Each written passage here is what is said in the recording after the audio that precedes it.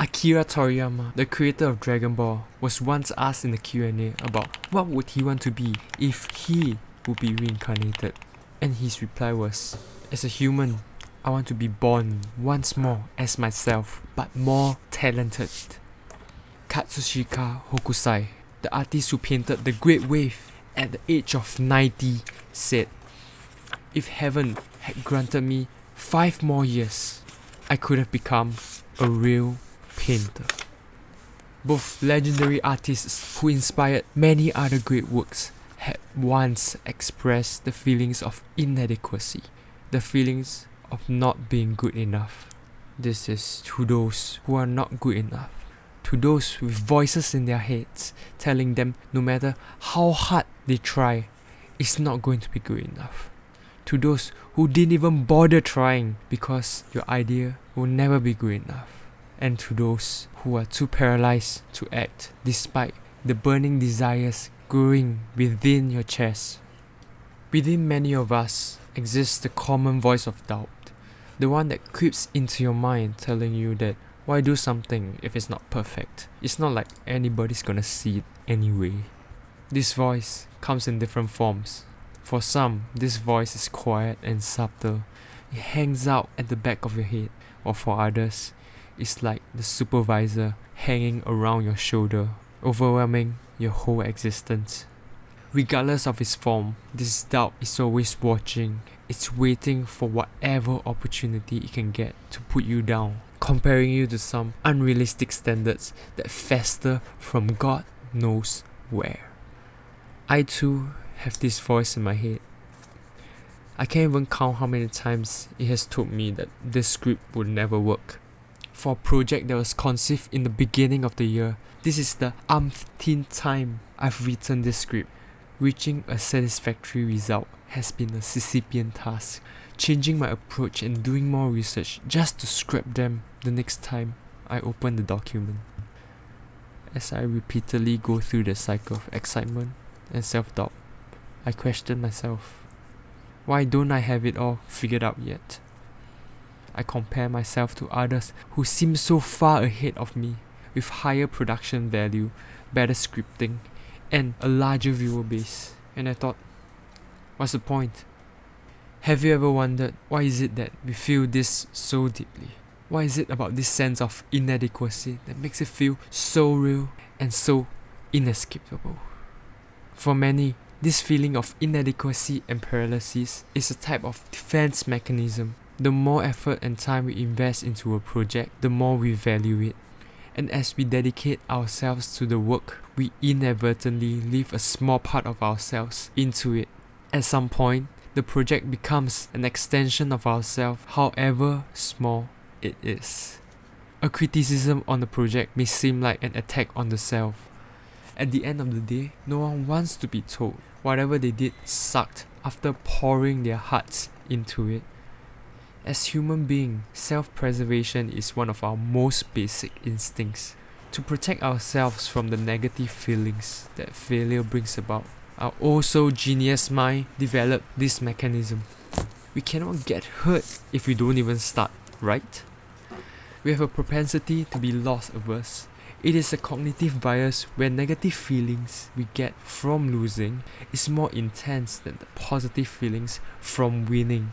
Thus, the tendency to avoid losing. So as to say that we rather rob ourselves from all the great things we could achieve than stand the chance to get hurt. We opt to tell ourselves that maybe when I'm good enough, I can do what they do, instead of taking actions to be the good enough we envision. I don't think this was how we were taught when we were growing up. Thinking back to when we were younger, when we were learning to walk, to speak, to write. We weren't good at it at first. There was no magic moment where everything clicked into place. We stumbled, we fell. We were constantly learning, constantly falling, constantly growing. And yet, despite all that, we were still enough. We didn't need to be perfect to be valid.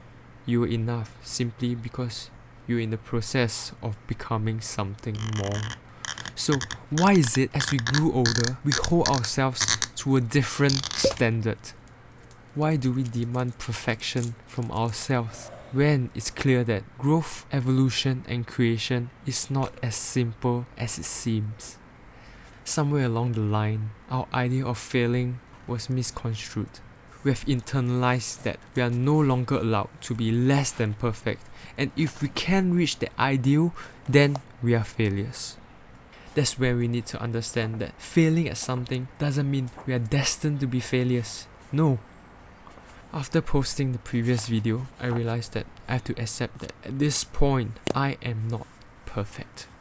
And maybe I may never achieve perfection in the future, but that's alright. From time to time, I'll use the guided runs from the Nike Run app. Within it, there is this one single run out of all the available guided runs that I will revisit most often. It's called You Need This Run. It's a mindfulness-based run where the coach guides you through ways to be honest with yourself, your mind, and your body. Throughout the run, there is this single message the coach is trying to convey, and it is to show up. Regardless if I'm planning to run my personal best or I'm just there for a casual walk, showing up was the best and most important thing I could have done that day, and I did. The universe has funny ways of working itself out. Just when I decided enough is enough, it's time for me to show up. A video called Loneliness Kills Art by Jay the Deaf Guy was recommended to me to further fuel my desires to create and to finish this project. Because here's the thing, many of the greats who have created something remarkable has been where we are. They've stood in the same place of doubt, of uncertainty, of feeling like they just weren't good enough. Take J.K. Rowling for example. She faced rejection after rejection from publishers, and yet she kept writing. Sylvester Stallone was homeless and had to sell his dog before he got his big break as an actor and a filmmaker. Michael Jordan cut from his high school basketball team. Instead of quitting, he used that as fuel to push harder. Or even Akira Toriyama, he quit his job, lost a manga contest, had to go through multiple less successful series before creating Dragon Ball, and we all know what happened after that. This story aren't just inspiring because of the success that came afterwards. They are inspiring because they show that being not good enough and failing is not the end of the journey. When we feel like we are not good enough, it is a signal that we are at a crossroads. The moment we can choose to get better or give up. We're being asked not to measure up to some ideal version of ourselves, but to move forward, to keep going, to keep trying. Not by demanding more from ourselves, but by being more patient. By realizing that each step forward, no matter how small, is progress. And to remember that growth doesn't happen when things are easy. It happens when things are hard, when we are tested, when we are forced to stretch, to adapt, to learn, and to keep moving forward. To embrace the struggle because the struggle itself is what shapes us. The idea of being good enough was never really the point. It wasn't about being perfect or reaching some end goal. It was about showing up even when you're feeling unsure, when you're feeling small. It's time to stop focusing on being good enough and start focusing on growing and the process, the learning, the mistakes, the failures, and the small victories.